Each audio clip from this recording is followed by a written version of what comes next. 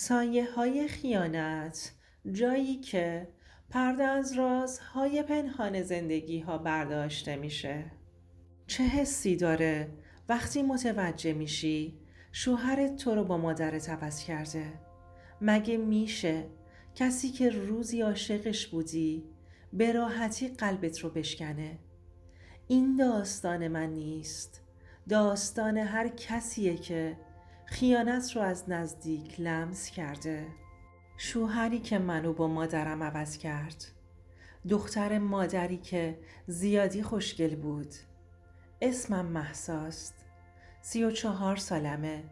شاید باورت نشه، ولی داستانی که میخوام برات تعریف کنم نه یه فیلمه، نه یه خواب بد واقعی. واقعی تر از چیزیه که تصورش کنی.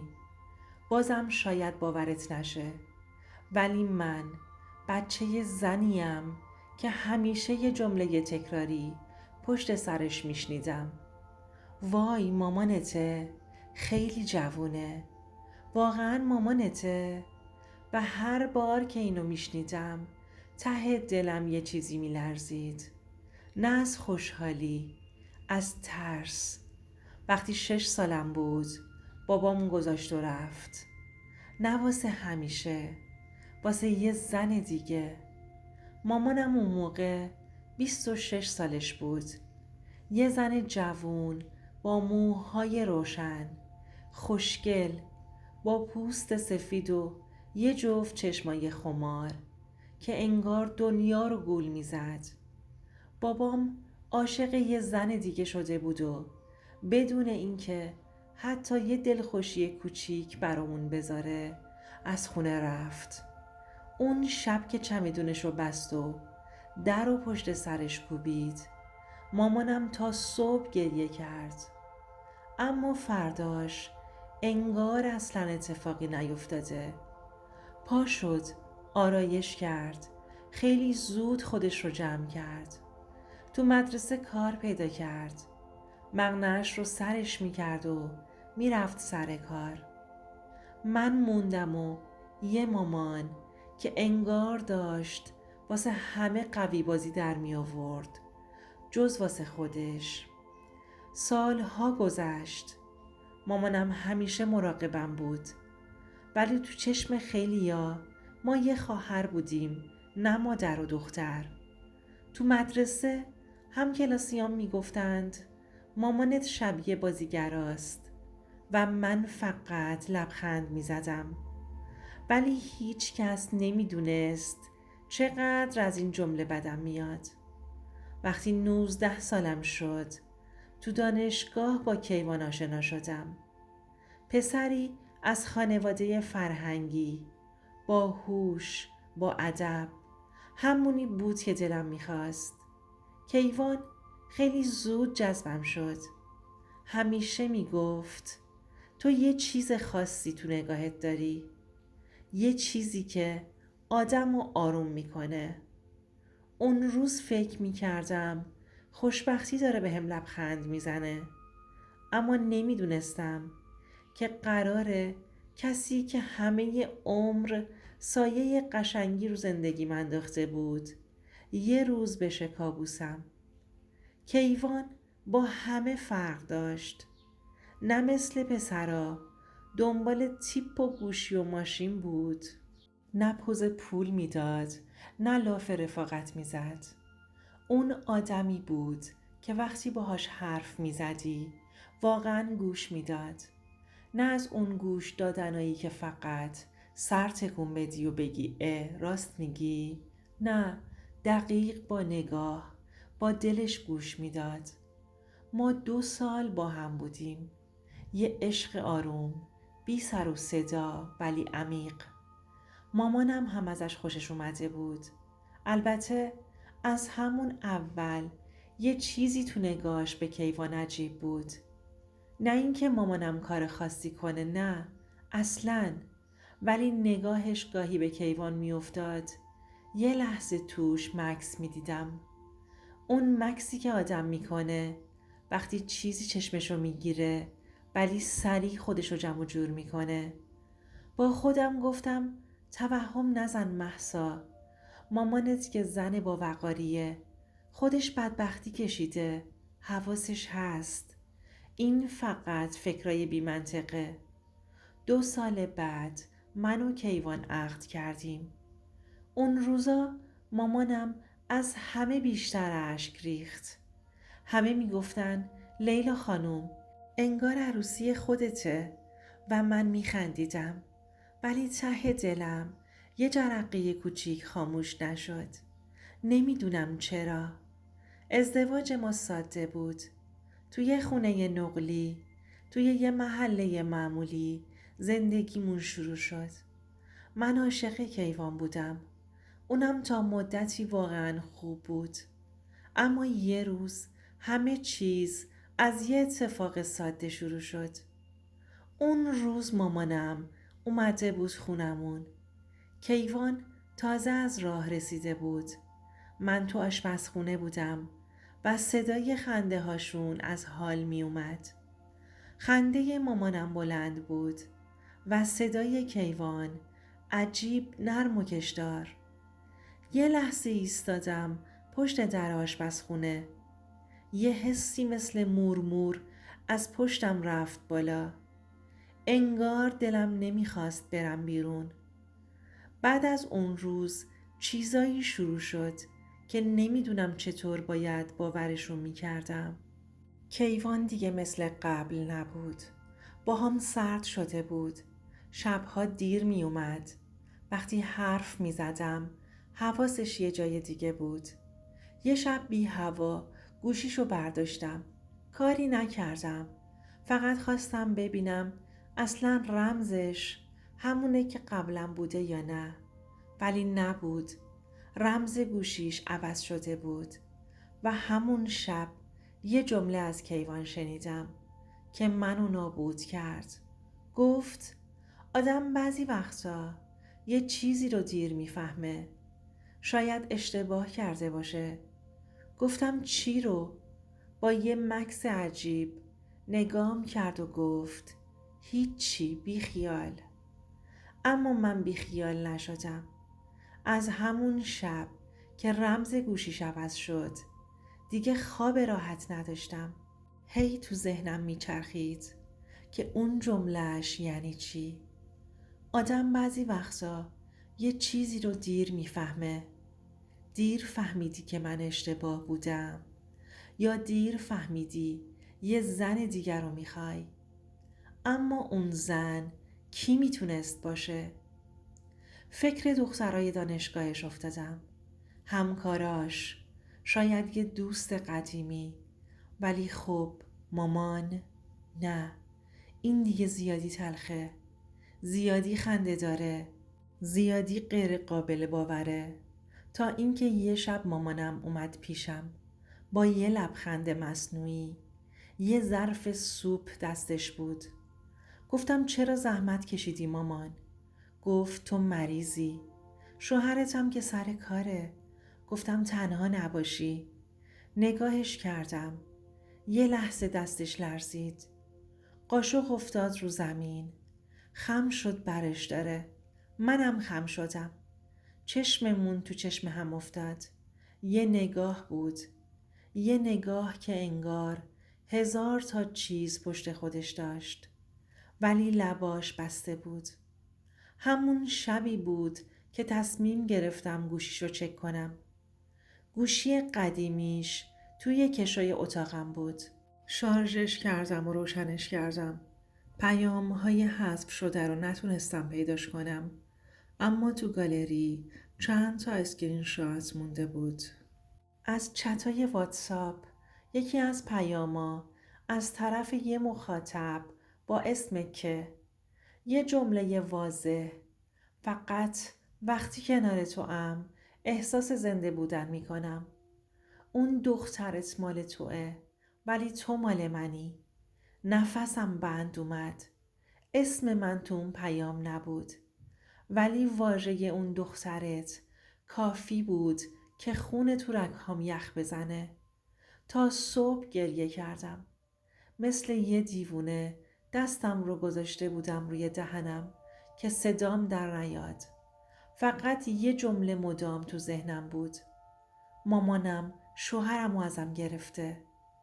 فرداش رفتم پیش یه دوست قدیمی که تعمیر موبایل داشت.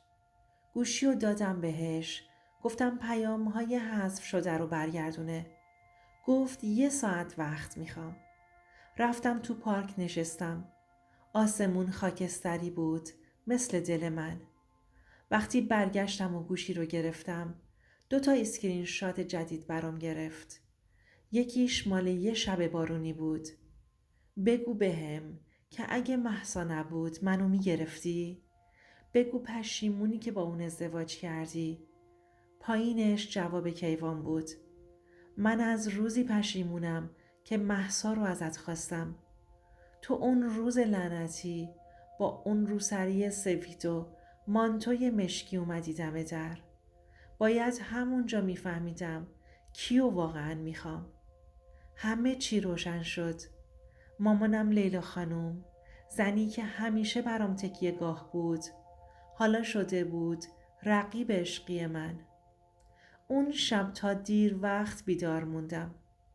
کیوان هیچ وقت نمیدونست که من متوجه شدم. چطور باید بهش نگاه میکردم؟ چطور به مردی که این همه سال کنارم بود اعتماد کنم؟ وقتی کنارم بود از خودم سوال میکردم که چطور همچین چیزی ممکنه؟ وقتی من شبها میخوابیدم در کنارم خوابیده بود، ولی تو ذهنش یه زن دیگه بود. یه زن که حالا هیچ شباهتی به من نداشت. گوشی رو گذاشتم کنارم و خودم رو تو آینه نگاه کردم. گاهی به خودم میگفتم تو کی هستی مهسا؟ چرا اینقدر ضعیفی که از این همه خیانت چشم پوشی میکنی؟ همه چیز جلوی چشمم رنگ باخت. هیچ چیزی جلو دارم نبود. ولی آیا باید انتقام میگرفتم؟ باید اون چیزی که از دست داده بودم رو پس میگرفتم؟ یا باید حقیقت رو میپذیرفتم و دلم رو از همه این دردها خالی میکردم؟ فردا صبح به خودم قول دادم که چیزی نگم. فقط باید بخورم و بی درد سر زندگی کنم. ولی هر لحظه ای که کنارم کیوان بود چیزی توی وجودم می جوشید که نمی شد پنهانش کرد. اون نگاه هایی که می کرد دیگه مثل سابق نبود. دیگه هیچ چیز رو نمی دید. همه چیز براش کمرنگ شده بود. فقط یه سوال همیشه تو ذهنم بود: چرا؟ 1 هفته بعد وقتی مامانم به خونمون اومد به چشمهای من نگاه کرد. انگار که دلش میخواست یه چیزی رو بگه ولی نمیتونست. گفتم مامان تو با کیوان چیزی داشتی؟ سکوتی سنگین فضای اتاق رو پر کرد. یه لحظه همه چیز تو چشماش شکست. برای اولین بار به جای اینکه خودشو بپوشونه خودشو با من مواجه کرد. شاید باورش نمیشد. شاید هنوز هم فکر میکرد که من نمیفهمم. ولی من دیگه نمیخواستم هیچ چیزی رو پنهان کنم. گفتم چرا؟ چرا این کارو کردی؟ چرا شوهر من؟ مامانم در جواب فقط گفت هیچ کس نمیتونه جلوی قلبش وایسته مهسا. من نمیخواستم اینطور بشه. من هیچ وقت نمیخواستم چیزی رو از تو بگیرم. صدای گریه‌اش تا اعماق قلبم نفوذ کرد. اما نمیخواستم دلسوزی کنم. چرا باید دلسوزی میکردم؟ کسی که قلبم رو شکسته بود، کسی که زندگی منو نابود کرده بود. کیوان وارد شد. وقتی چشمش به مامانم افتاد اخم کرد. چشماش به هم گفت که نمیدونه چی باید بگه. ولی دیگه هیچ چیز برای من مهم نبود.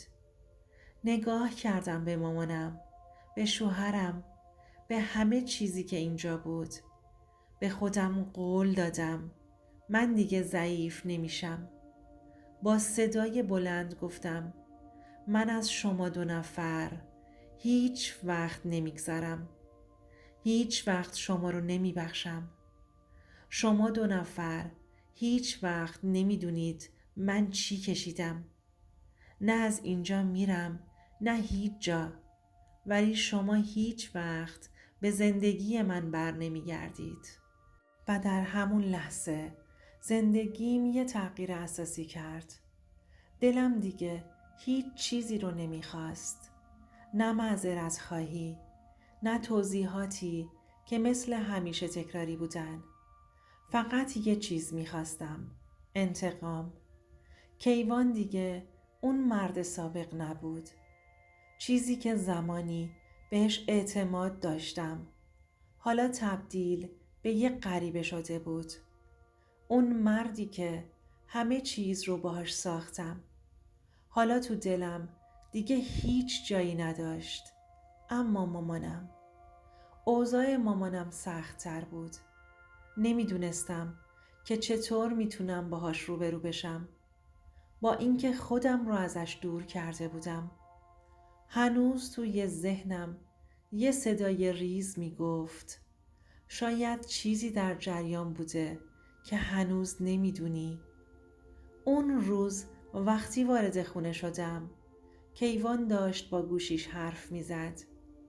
یه نگاه بهش انداختم و بدون اینکه حرفی بزنم به اتاقم رفتم.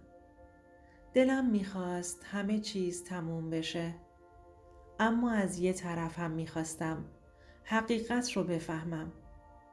وقتی در رو بستم به خودم گفتم آیا میتونم خودم رو از این وضعیت خلاص کنم؟ گوشیم رو برداشتم و به شماره یکی از دوستای نزدیکم که توی اداره پلیس کار میکرد پیام دادم. میخواستم یه سوال ازت بپرسم درباره کیوان و مامانم. میتونم یه چیزهایی رو پیگیری کنم؟ چند دقیقه بعد جواب داد اگه میخوای چیزی رو پیدا کنی باید خیلی مراقب باشی. اینا ممکنه بازی‌هایی با تو کرده باشن که هنوز نمیدونی. حرفش بهم فهموند که شاید این فقط شروع ماجرا باشه. شاید هنوز خیلی چیزا بود که من نمیدونستم. همون شب بعد از اینکه کیوان به خواب رفت تصمیم گرفتم باید یه قدم جلوتر برم. دیگه نمیتونستم فقط بشینم و تماشا کنم که زندگیم داره نابود میشه. همونطور که گوشی کیوان همیشه کنار دستش بود، من هم 1-2 بار از روش رمز عبورش رو پیدا کرده بودم. اون شب با صدای آرومی که قلبم رو میلرزوند گوشی رو برداشتم. این بار دیگه نمیخواستم فقط حدس بزنم. باید مطمئن میشدم که هیچ چیزی از دستم نرفته. پیام ها باز شد و اون چیزی که دیدم منو بیشتر از هر چیزی شوکه کرد. یکی از پیام ها نوشته بود هیچ چیزی دیگه مهم نیست، فقط من و تو. هیچ کس دیگه نیست که بتونه این رو خراب کنه. در دل شکوه های ذهنیم که با درد پر شده بود فهمیدم که دیگه هیچ چیزی مثل قبل نمیشه. کیوان دیگه مردی که من میشناختم نبود. مردی که با من عهد کرده بود، با من زندگی رو ساخته بود.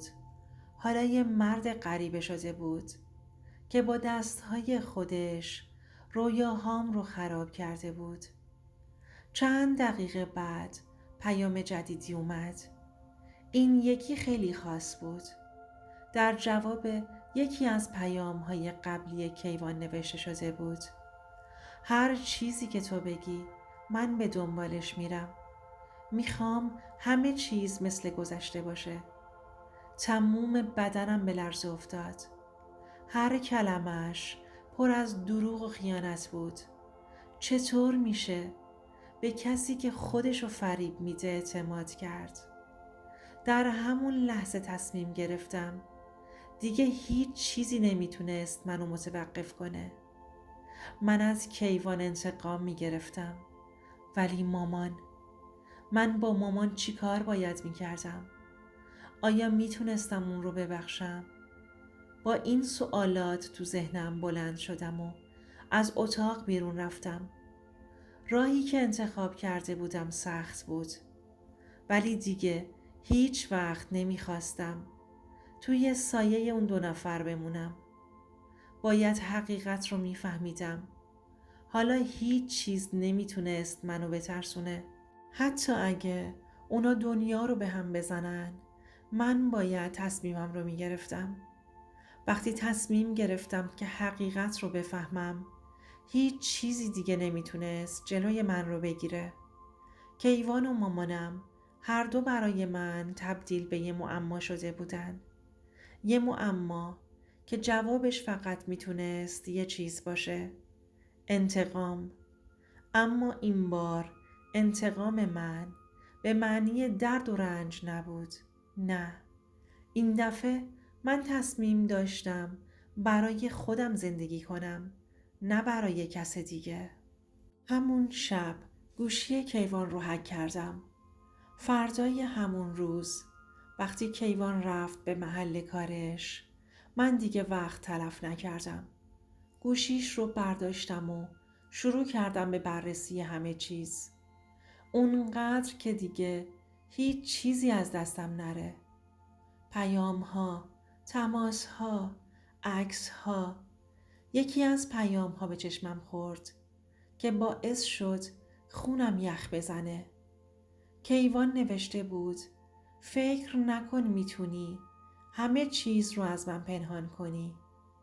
اگه دست من باشه به همه چیز پایان میدم. این پیام در واقع تهدید بود. تهدیدی که از یک مرد به زنی دیگه فرستاده شده بود. یعنی اون مرد، همسر من، برای همیشه با من زندگی نکرده بود. برای همیشه دلش جای دیگه بود. نمیتونستم باور کنم. اما این آخرین قطعه از پازل نبود. تصمیم داشتم بیشتر پیش برم. باید با یک کارگاه خصوصی تماس میگرفتم. باید حقیقت رو از هر کسی که در این داستان دخیل بود بیرون میکشیدم. شب رو با افکار مختلف گذروندم. نمیدونستم که از این به بعد باید چی کار کنم. آیا باید همین الان همه چیز رو برملا کنم؟ یا صبر کنم و همه چیز رو به آرومی حل کنم؟ ولی در دل خودم میدونستم که یه چیز باید عوض بشه. حتی اگه به بهای از دست دادن کیوان باشه. این بار تصمیم گرفتم برای خودم زندگی کنم. صبح روز بعد یه زن به من پیام داد. اسمش روزا بود. خودش رو به عنوان یکی از دوستان نزدیک کیوان معرفی کرده بود. پیامش رو که خوندم، انگار دنیا روی سرم خراب شد. نوشته بود: کیوان به من گفته که با شما زندگی نمی‌کنه. ما دیگه با هم هستیم.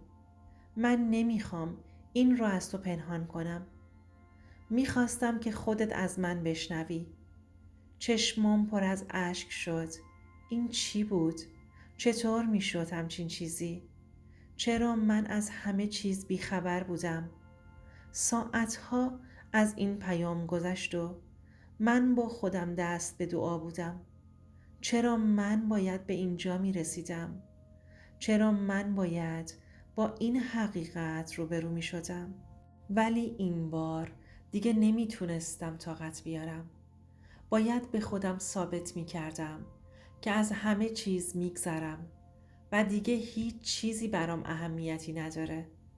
شاید اگه همسرم و مادرم هر دو از من میخواستن که دست بردارم میگفتم که نه. نه چون انتقام میخواستم. نه چون دیگه به هیچ چیزی جز آرامش خودم اهمیت نمیدادم. فردای همون روز با یکی از دوستای قدیمیم تماس گرفتم. یه وکیل با تجربه که میتونست به من کمک کنه. باید همه چیز رو مرتب میکردم. باید از کیوان جدا میشدم. ولی سوالی که تو ذهنم بود، آیا این به همه اینا میارزید؟ 2 روز از پیامی که از روزا گرفتم گذشته. هر لحظه‌ای که میگذشت ذهنم بیشتر درگیر میشد.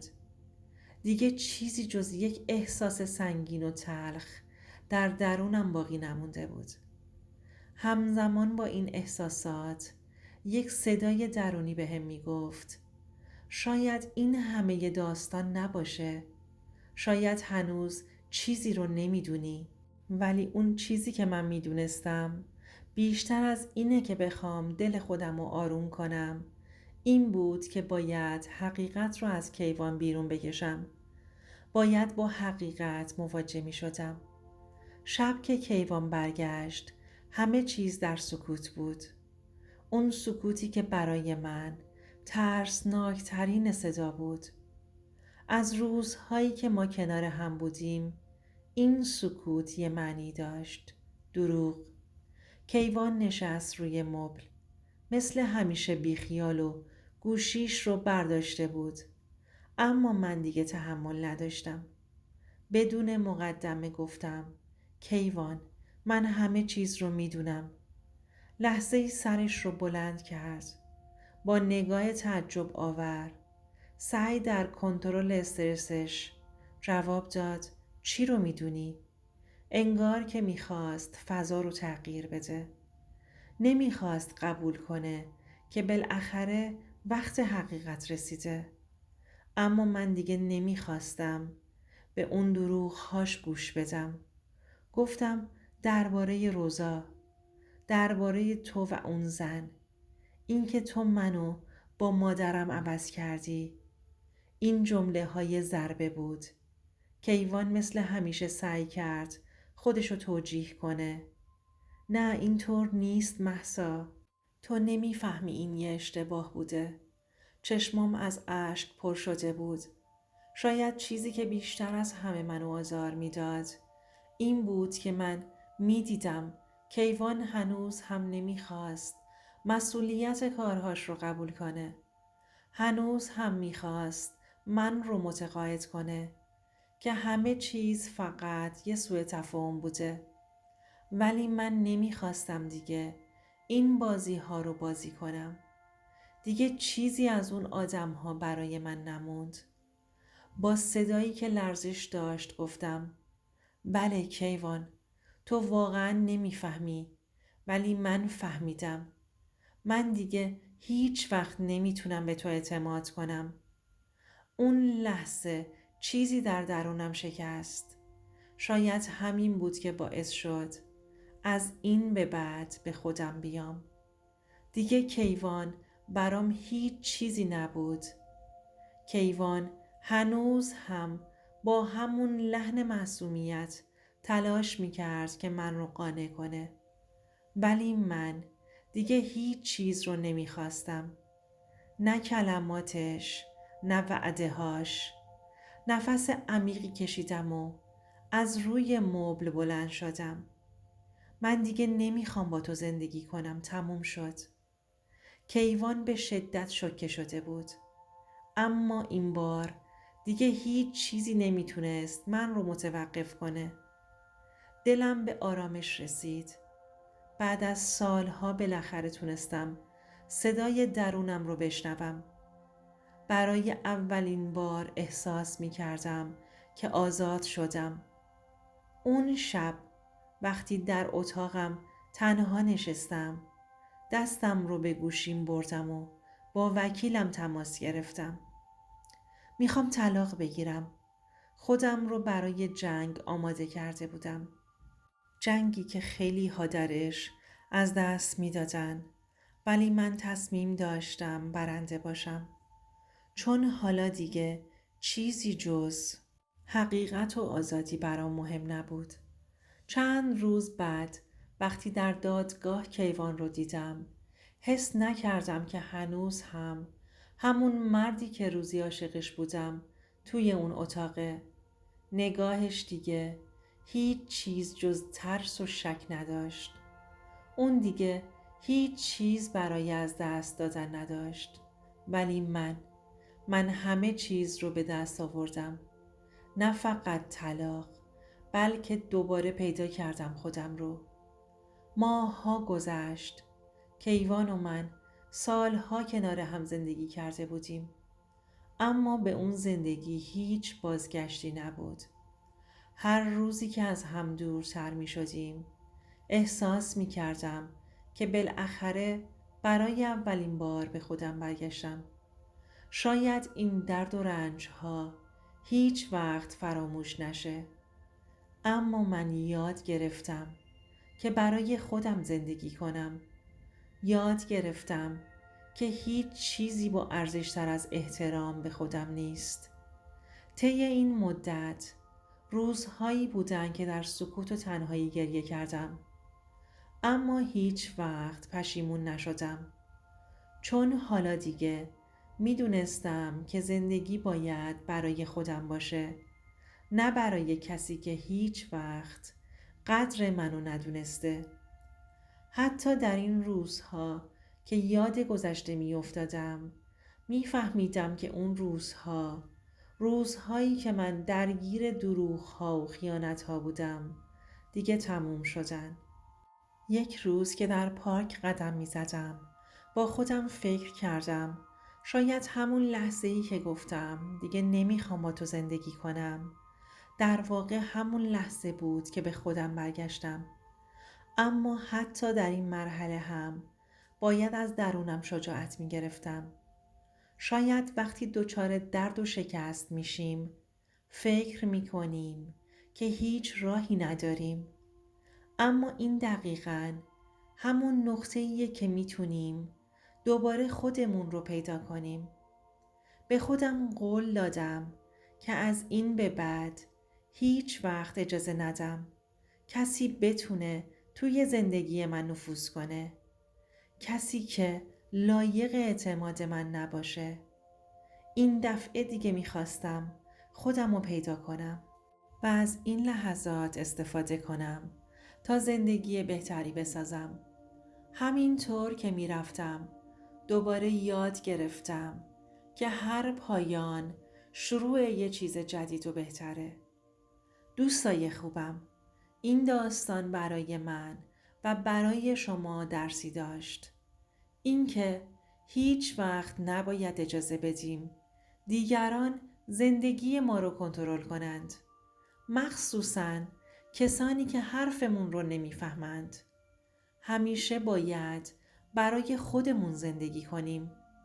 باید شجاعت داشته باشیم تا از روابط سمی بیرون بیایم و به خودمون احترام بذاریم. زندگی همیشه در دستای خودته. پس هیچ وقت در برابر شرایط سخت تسلیم نشو. اگه این داستان براتون تأثیرگذار بود و احساس می‌کنید که ارزش دیده شدن رو داره، حتما کانال رو ساب کنید. ویدیو رو با دوستانتون به اشتراک بذارید. با هر ساب شما باعث میشید این ویدیو بیشتر دیده بشه و منم بتونم داستان‌های بیشتری رو با شما به اشتراک بگذارم.